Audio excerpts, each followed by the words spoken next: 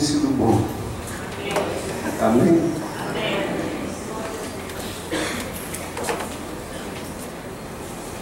Nós temos visto e aprendido que o mundo vai de mal a pior, e é verdade, mas Deus tem sido bom conosco.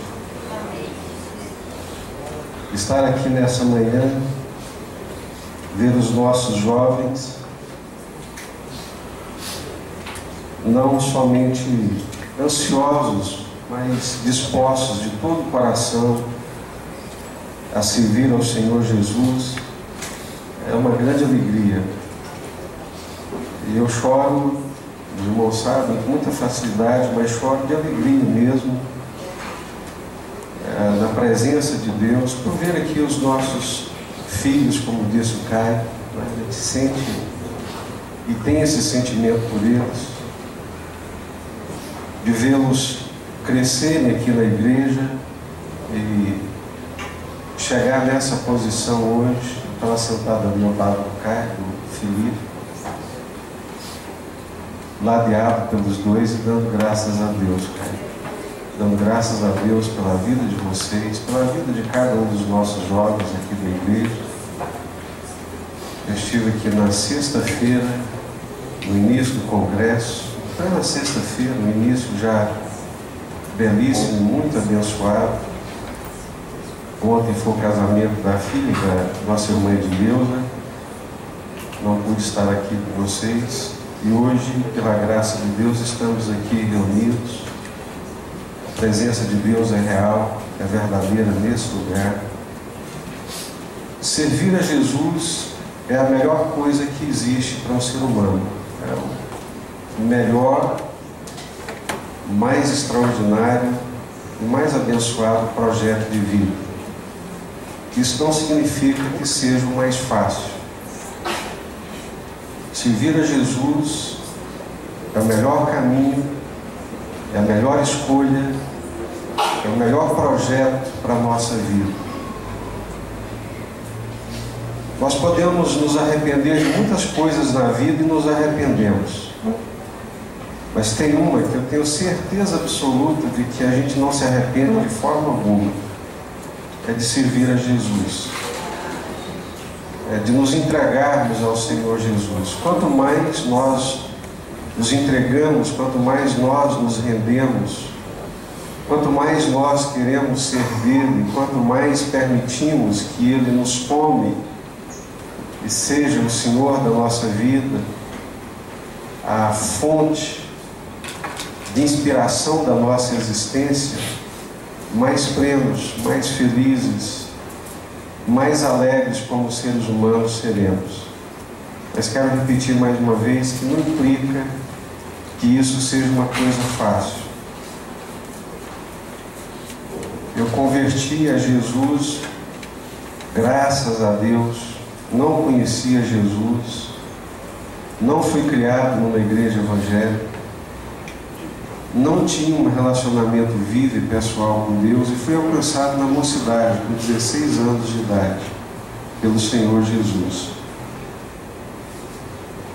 E lá se vão 34 anos, caminhando para 35 anos, e eu posso dizer para vocês que foi a melhor coisa que aconteceu na minha vida, mas posso dizer também com toda a integridade do meu coração: servir a Jesus, andar no caminho de Jesus é a melhor coisa, mas não é a mais fácil. Jesus mesmo não nos enganou, Jesus mesmo não nos iludiu. Vinde a mim todos vós que estáis cansados e sobrecarregados, que eu vos aliviarei. E é verdade, Jesus nos alivia. O cansaço, a fadiga, o medo, a angústia, a ansiedade da alma, a insegurança da alma, Jesus vem no Ardena, coloca cada coisa como se fosse um escaninho, né? Vai colocando cada coisa no lugar devido, no lugar certinho. Ele organiza a nossa vida, Ele endireita a nossa vida, mas Ele mesmo diz: tomai sobre vós o meu jugo. Então Jesus coloca sobre nós um jugo, Meu fardo é leve, mas tem um fardo, sim, tem renúncia. Temos que abrir mão de algumas coisas e temos que nos entregar a outras. E para falar sobre isso, eu queria que vocês abrissem suas Bíblias em Romanos capítulo 12, texto muito conhecido de todos nós.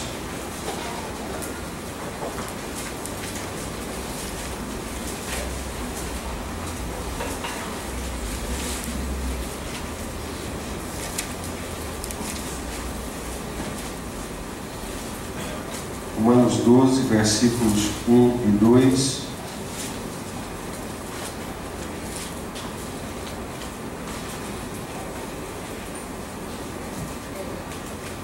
Carta de Paulo aos Romanos, capítulo 12, versículos 1 e 2. Rogo-vos, pois, irmãos, pelas misericórdias de Deus, que apresenteis o vosso corpo por sacrifício vivo, santo e agradável a Deus, que é o vosso culto racional. E não vos conformeis com este século, mas transformai-vos pela renovação da vossa mente, para que experimenteis qual seja a boa, agradável e perfeita vontade de Deus. Não vos conformeis com este século, mas transformai-vos pela renovação da vossa mente, para que experimenteis qual seja a boa, agradável e perfeita vontade de Deus. Curva a sua cabeça, vamos orar.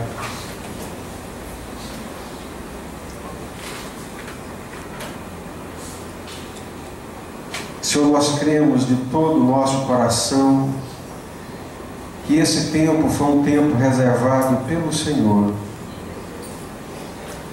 Os nossos jovens que estão conduzindo as atividades desse congresso são apenas instrumentos para a Tua glória, para o Teu louvor, para nos abençoar durante esses dias. Eu sei que o Senhor tem falado aos nossos corações. Eu sei que o Teu Espírito Santo tem agido aqui nas nossas vidas de uma forma muito especial. E nessa manhã, mais uma vez, Deus, eu quero suplicar a graça e a misericórdia do Senhor. Que a Tua graça repouse sobre nós nessa manhã.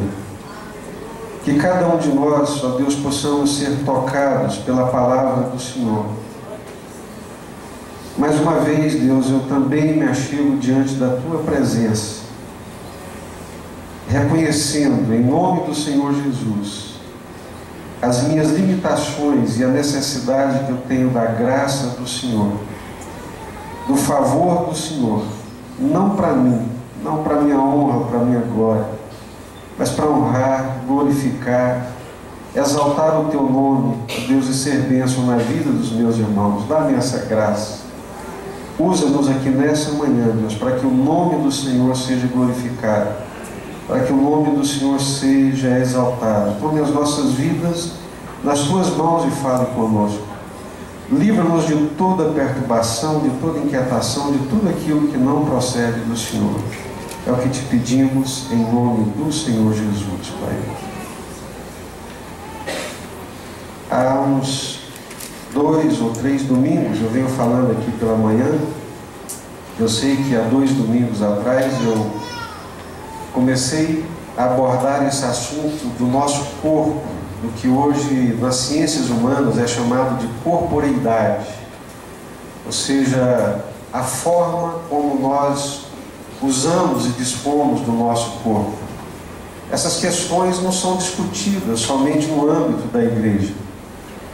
Essas questões, elas não são tratadas somente no âmbito da vida religiosa, mas elas são tratadas nas academias, elas são tratadas nas ciências.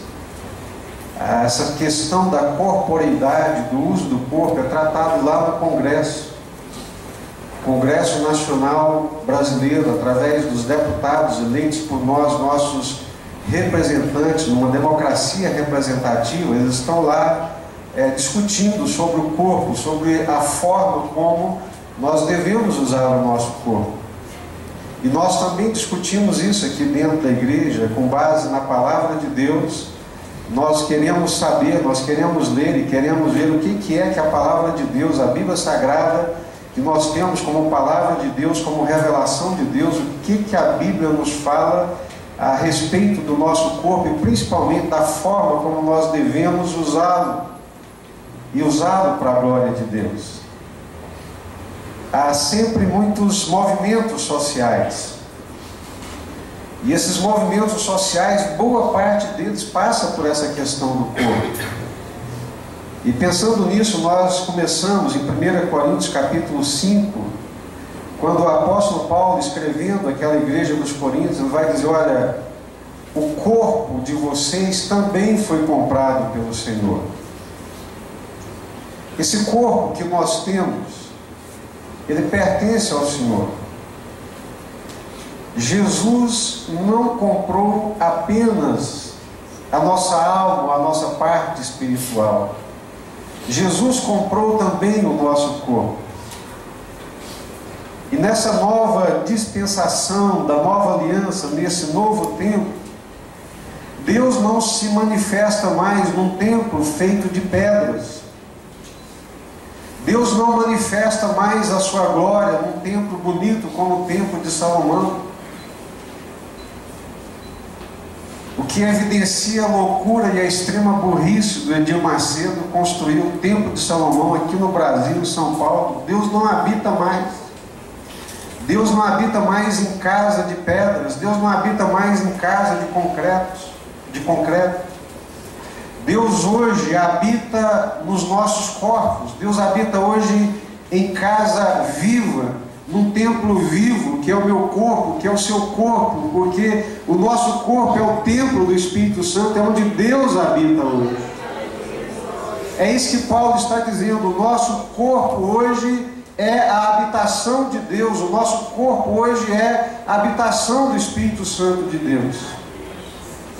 E nas várias figuras que os apóstolos, instrumentos de Deus, usaram para refletir essa casa de Deus, essa habitação de Deus, talvez um que trata isso com muita clareza seja Pedro.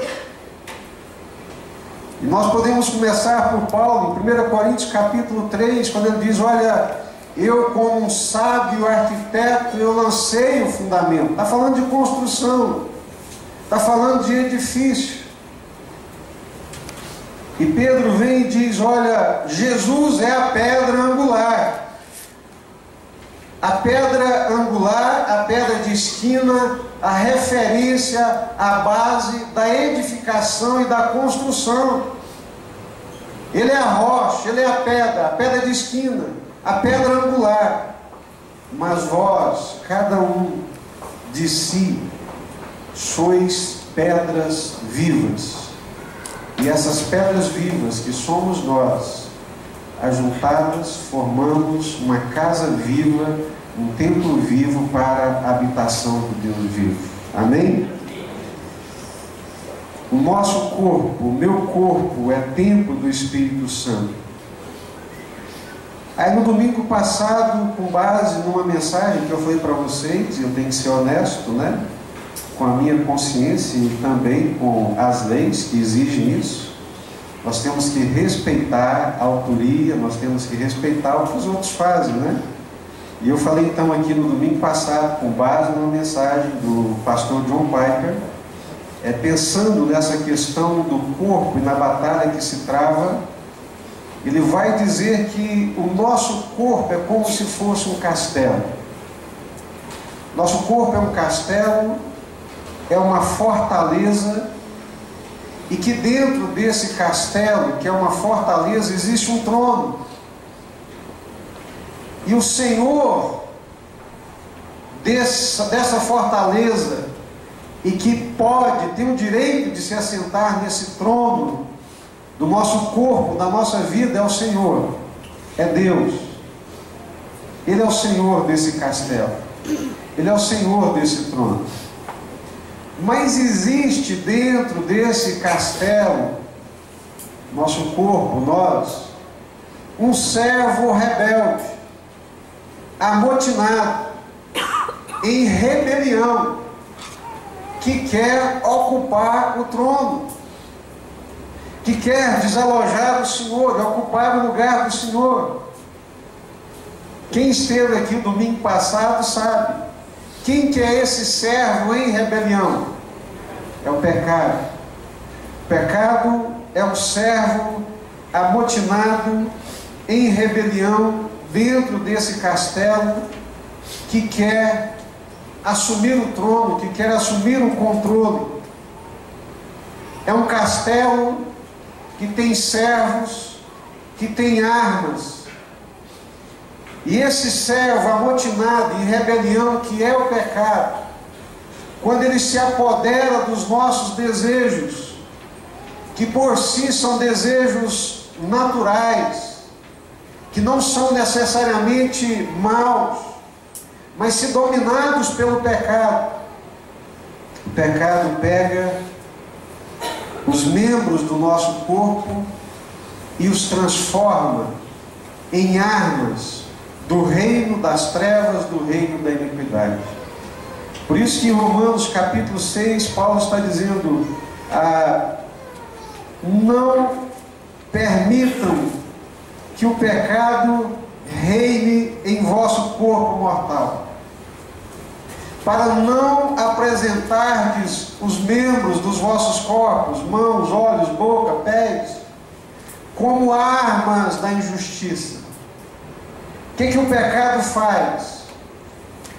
Dentro desse reino, apoderando-se dos nossos desejos, que são bons e naturais,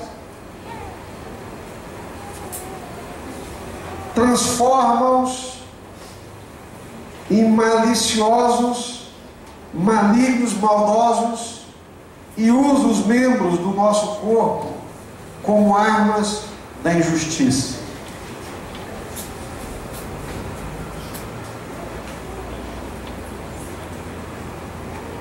O desejo de comer, de satisfazer o nosso estômago para sobreviver, é um desejo natural e legítimo. Mas se o pecado toma esse desejo, ele usa o nosso estômago, a nossa língua, a nossa boca, como instrumentos, como armas nas mãos do pecado contra o reino de Deus. Assim acontece com a nossa boca, com o nosso estômago, com os nossos órgãos sexuais. Desejo sexual é um desejo natural, um desejo legítimo, colocado em nós por Deus, para a procriação, para a alegria do casamento, para a alegria matrimonial, para a nossa alegria. Através da sexualidade nós descobrimos níveis de intimidade com o outro que nenhum outro relacionamento pode nos propiciar. Mas se o pecado se apoderar do nosso desejo sexual, ele vai transformar os nossos instrumentos, os nossos órgãos sexuais, em armas da injustiça e da iniquidade. Daí vem a prostituição, o adultério, o homossexualismo, os desejos homossexuais, que são desejos sexuais distorcidos, dominados e apoderados pelo pecado. Isso foi domingo passado. Agora nós chegamos aqui em Romanos capítulo 12. Mais uma vez, Paulo falando sobre corpo, sobre mente, sobre vontade de Deus. Rogo-vos, pois, irmãos, pelas misericórdias de Deus, que apresenteis o vosso corpo por sacrifício vivo, santo e agradável a Deus, que é o vosso culto racional. E não vos conformeis com este século, mas transformai-vos pela renovação da vossa mente, para experimentardes a boa, perfeita e agradável vontade de Deus. 3 coisas que esses 2 versículos nos trazem e que eu queria falar um pouco sobre elas nessa manhã.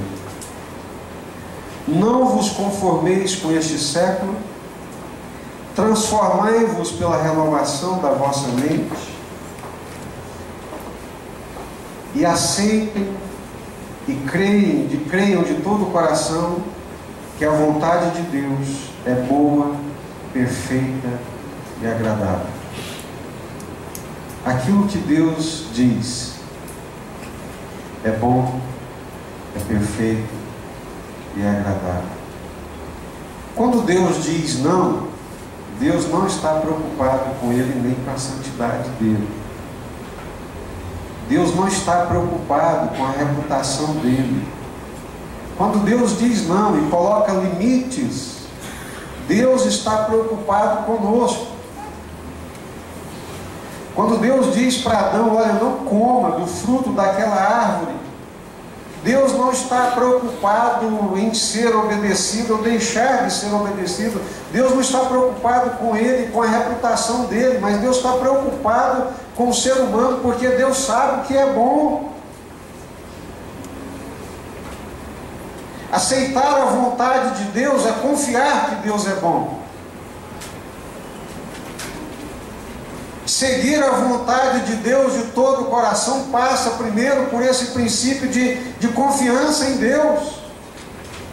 Eu sei que Deus é real, eu sei que Deus é um Deus vivo, eu sei que Deus, que é Deus vivo, manifesta a sua vontade. Deus tem a sua vontade manifesta, Deus tem a sua vontade revelada na sua palavra, e eu creio na palavra de Deus, que aquilo que Deus diz como palavra dele na Bíblia Sagrada, eu creio de todo o meu coração que é o melhor para a minha vida. Eu creio em Deus, eu confio em Deus, eu confio na bondade de Deus de todo o meu coração, e quando Deus diz não, eu creio que é não, porque Deus sabe o que é melhor para mim. Desfrutar da vontade de Deus passa por essa confiança no amor que Deus tem por nós, passa nessa convicção absoluta de que Deus sabe o que é melhor para nós. Aceitar a vontade de Deus de todo o nosso coração, desfrutá-la, vivenciá-la, segui-la, persegui-la, lutar para vivenciá-la com todas as nossas forças, passa por essa segurança e por essa convicção. Deus é bom, Deus me ama, Deus quer o meu bem, Deus sabe o que é melhor para mim. E meus queridos, nesse mundo de hoje, com tantas coisas acontecendo, com tanta desconfiança, é imprescindível aceitar e crer de todo o nosso coração que Deus é bom, que a vontade de Deus é boa, que a vontade de Deus é perfeita e agradável. A vontade de Deus é boa, perfeita e agradável. Como é que eu posso conhecer a vontade de Deus? A vontade de Deus está revelada na Bíblia. A vontade de Deus está revelada aqui na Bíblia Sagrada. Eu creio, vou falar um pouquinho mais adiante, que é por isso que Satanás e o mundo tanto odeiam a Bíblia Sagrada. Há um ditado romano muito usado, né? Que o que está escrito permanece.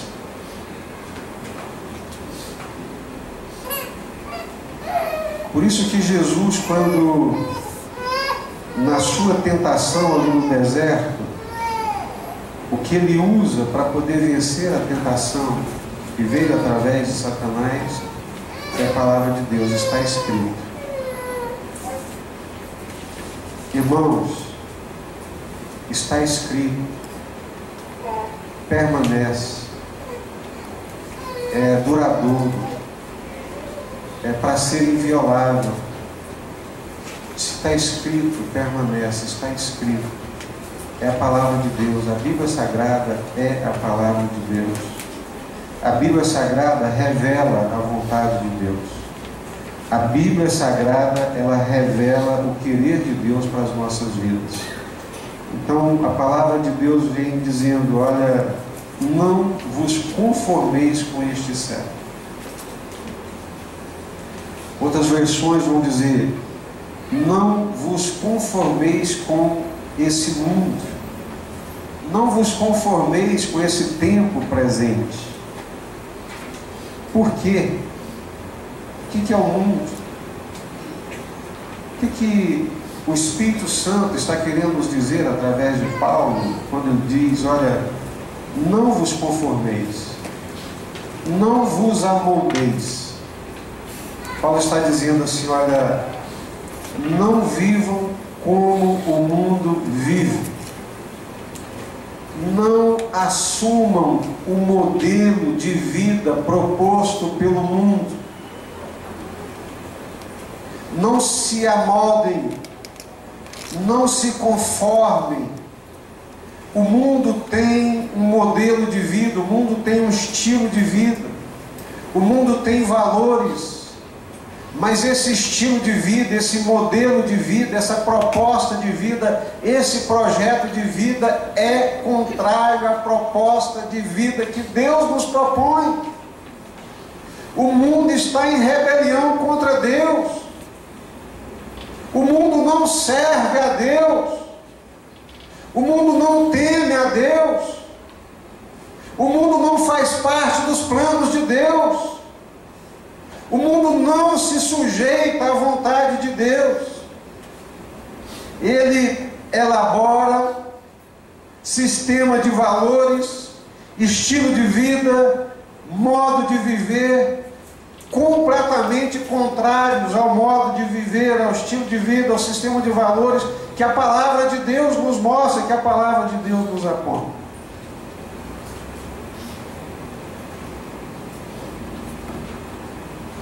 Os estudiosos, de um modo geral, estão dizendo, usando um termo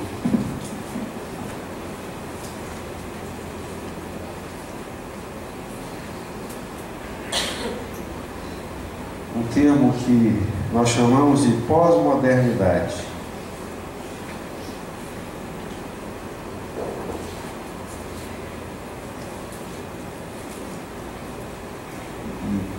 Na maioria das vezes nós ouvimos falar, mas não paramos para saber do que se trata. Mas é um conjunto de valores, é um conjunto de ideias que vem para moldar, que vem para modelar, que vem para estabelecer um modo de viver. E nesse mundo pós-moderno, uma das coisas que é mais enfatizada é por causa de uma ruptura com a modernidade, e para começar um mundo pós-moderno, um tempo pós-moderno, pós-modernidade, é que na modernidade a ênfase que se dava era na razão. O homem vivia e reagia somente em função da sua razão. Trouxe muita evolução tecnológica, muita descoberta científica. O homem chegou a acreditar que agora, por causa da sua razão, ele não ia precisar mais de Deus. Ele agora era um homem maduro, era um homem amadurecido, crescido, que não precisava mais dessa infantilidade de Deus. E propagou em alto e bom som, Deus está morto, Deus morreu. Deus está morto, e quem o matou? A resposta é nós, eu e você, o homem moderno, o homem da ciência, o homem da tecnologia. Nós matamos Deus. É isso que o racionalismo produz. Esse homem arrogante, esse homem confiante na razão e na sua capacidade de gerir o seu próprio destino. Esse homem que agora tem o domínio da produção, que produz em larga escala, que produz em massa, que consegue atender com bens e serviços as necessidades humanas, que produz remédio para curar os males, que não precisa mais um Deus que cura, que consegue produzir alimento, não precisamos mais de Deus. Algumas nações conseguiram construir um estado de bem-estar tão grande que o Estado virou Deus. Eles não precisam mais pedir nada para Deus, peçam ao Estado. É obrigação do Estado tem que oferecer. E esse mundo moderno do racionalismo gerou um homem de alma seca, gerou um homem estéril espiritualmente e produziu 2 guerras mundiais. O Eric Hobsbawm, no seu livro Historiador Britânico, no seu livro Era dos Extremos, ele vai dizer que no século XX, nunca na história da humanidade tantas pessoas foram mortas quanto no século XX por decisão humana. 2 guerras. Com destruição de massa, com armas que destruíam a vida do ser humano em massa. Aí o homem se decepciona com o racionalismo, com a ciência, com a tecnologia. Aí vem a pós-modernidade, que é o tempo do existencialismo, da experiência. Para eu me sentir vivo, para sentir que eu estou vivo, não basta seguir aquilo que René Descartes disse: penso, logo existo. Não é pela razão. Não é a razão que diz que eu estou vivo, mas é aquilo que eu experimento, as sensações que eu obtenho através do corpo. As sensações é que vão me dizer se eu estou vivo ou não. Aí nós entramos então nessa pós-modernidade, num novo tempo, num tempo do experimentar. Eu preciso experimentar, eu não acredito mais na razão. Eu não acredito mais naquilo que me dizem. Eu tenho que sentir. Se eu não sentir, se eu não experimentar, como é que eu vou poder dizer se é bom, se é mal, se é ruim? Pastor, o que isso tem a ver conosco? Nosso congresso de jovens, igreja, tem tudo a ver.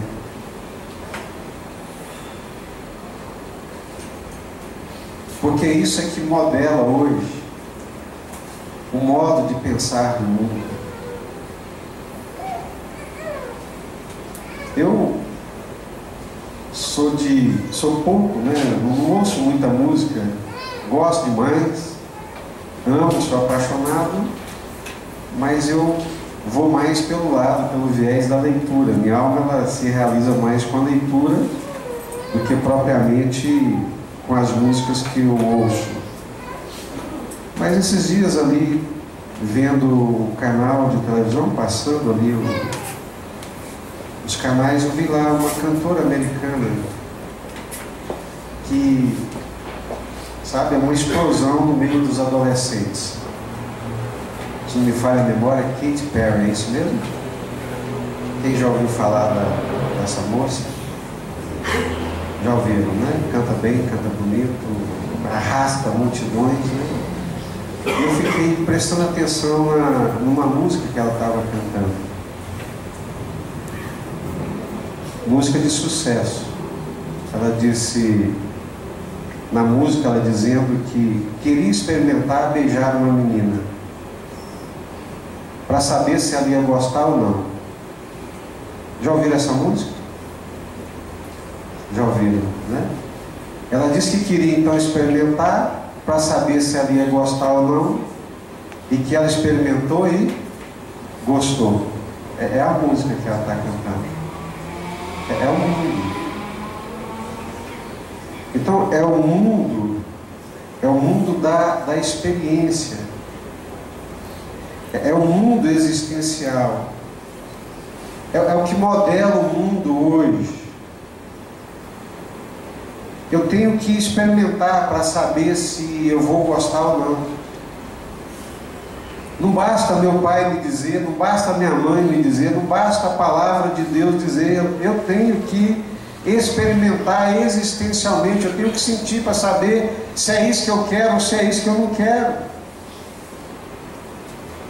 E isso modela a mente. Isso cria um modo de pensar. Aí vem a palavra de Deus e diz: olha, não vos conformeis com este século. Não assimile o modo de pensar do mundo. Não absorva. Não se permita ser moldado e modelado pelo modo de pensar do mundo. Como é que o mundo veicula as suas ideias? Como é que o mundo veicula o seu pensamento? Como é que o mundo veicula o seu modo de pensar? Principalmente através da música, através da mídia, através da televisão, através do cinema, através da literatura.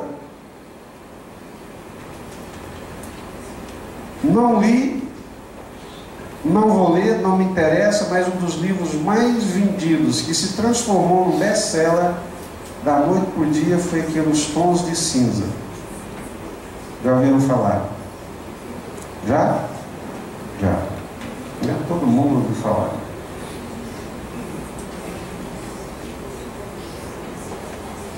O que é o teor do livro? As sensações que nós podemos obter através do nosso corpo. As sensações que nós podemos obter através do nosso corpo. E no mundo de sensações, no mundo de experimentos, se essa janela for aberta, dificilmente ela será fechada. Porque a gente é incapaz de imaginar as sensações que podem ser obtidas e produzidas através do nosso corpo nessa área da sexualidade. É um mundo quase que inimaginável. Só que o pior é, vicia, abrem-se janelas que não se fecham. Depois de experimentado, é praticamente impossível voltar, porque o corpo descobriu e quer mais, e quer ir muito mais além, e existe mais possibilidades, existe mais coisas a ser descobertas. Por isso que o crente nesse ponto, ele é chato, é careta, porque ele tem limites. Nós temos limites estabelecidos pela palavra de Deus. Nós confiamos nos limites que Deus nos coloca como sendo os melhores. É isso que Paulo está dizendo. Olha, não assuma o modo de pensar, a forma de pensar, o jeito de pensar do mundo. Porque o mundo não tem limites. Porque o mundo não pensa em Deus e nos valores de Deus.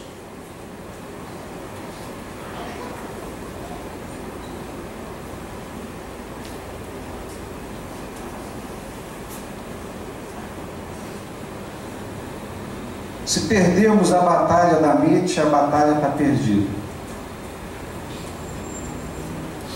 Paulo vai dizer que as armas da nossa milícia não são carnais, mas poderosas em Deus, para destruir sofismas, enganos e toda forma de conhecimento que se levanta contra o conhecimento de Deus. Então existe um conhecimento de Deus, existe uma revelação do conhecimento de Deus, existe um caminho conhecido, revelado por Deus, e é o caminho que nós devemos andar nele, É o caminho que nós devemos trilhar. É o caminho da vontade de Deus que está revelado na palavra de Deus. Paulo disse que a principal batalha que nós travamos é a batalha da mente, é a batalha do conhecimento.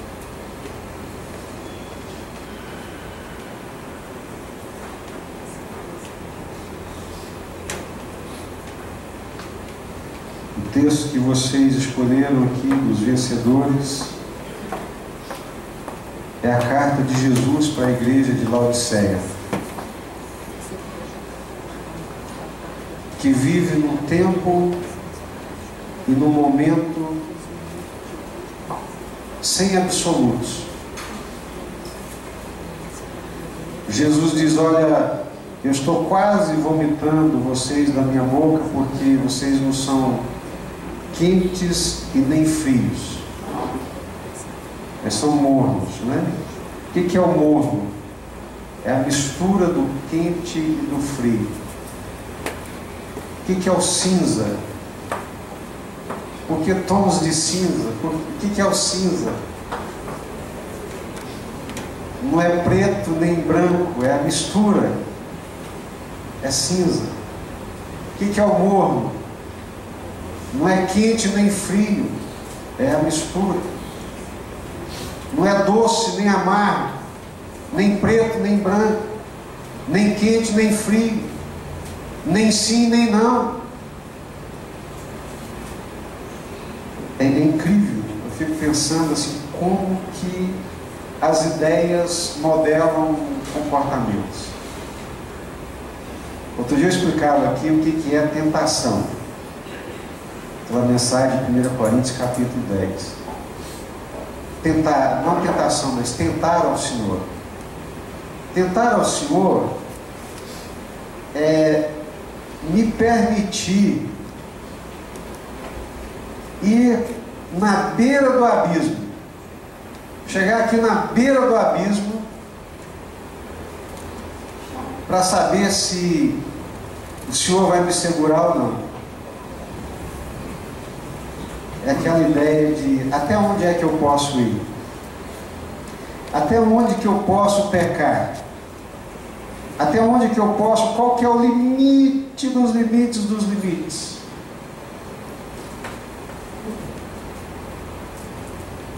O mundo vive assim, relativizado,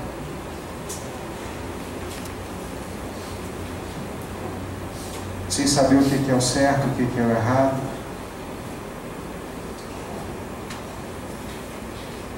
Isso vai moldando a mente, isso vai modelando a forma de pensar e, consequentemente, as práticas. Jesus disse que se nós nos amoldarmos ao mundo, não serviremos para mais nada. Palavra do Senhor Jesus. Se nós assumirmos a forma do mundo, se ficarmos igual ao mundo, se o sal não salgar, ele presta para quê? Para que ele presta? Para ser pisado pelos homens, presta para mais nada. Se a luz não iluminar, não alumiar, não brilhar, não presta para mais nada, não serve. É escuridão. Transformai-vos pela renovação da vossa mente. A palavra que Paulo usa aqui para transformação é metamorfose. É a mesma palavra do Monte da Transfiguração, quando Jesus transfigura. Não vos conformeis com este século, mas transformai-vos pela renovação da vossa mente, para experimentardes a boa, agradável e perfeita vontade de Deus. Infelizmente, nós podemos assumir a forma do mundo. Infelizmente, a nossa mente pode assimilar os valores do mundo. Infelizmente, o servo rebelde pode ocupar o trono da nossa mente, capturar os nossos desejos e transformar os nossos membros em armas contra o verdadeiro Senhor. Eu saí daqui no domingo passado remoendo nessa palavra. Gente, imagina os meus olhos sendo armas do reino da injustiça. Imagina os órgãos do meu corpo que Deus me deu sendo armas para atacar o verdadeiro Senhor, sendo armas, instrumentos do reino da iniquidade, do reino das trevas, servindo ao reino das trevas e não servindo ao Senhor. Se a nossa mente for capturada, se esse servo rebelde que é o pecado, se ele alcançar o trono e capturar os nossos desejos, os membros do nosso corpo vão satisfazer esses desejos das formas mais absurdas e iníquas que nós podemos imaginar. Uma outra coisa que a gente aprende na vida cristã e na nossa espiritualidade cristã é aquilo que eu disse para vocês. A primeira delas são os limites que Deus coloca. Eu creio em Deus. Eu sou servo de Deus porque eu aceito a vontade de Deus. E se a vontade de Deus diz que não, para mim é não. Eu não preciso tentar Deus, não preciso colocar Deus à prova. Eu confio no que Deus diz. Confio na bondade de Deus. Confio na veracidade de Deus. Não desconfio de Deus. Eva desconfiou de Deus. Satanás conseguiu plantar uma semente de desconfiança na mente de Eva. Ô Eva, não é bem assim. Deus está jogando sujo com vocês. Porque Ele sabe que se vocês comerem, vocês não vão precisar mais dele, não vão depender mais dele. Vocês serão como Ele. E Ele não quer isso, Ele tem ciúme de vocês, não quer que vocês cheguem nessa posição. Se ela responde, não, isso é mentiroso, Deus é bom, Deus quer o meu bem, e quando Ele diz não, é porque Ele me ama, está preocupado comigo. Transformar a nossa mente é aceitar a vontade de Deus, é nos sujeitar à vontade de Deus, revelada na palavra de Deus. Vamos orar?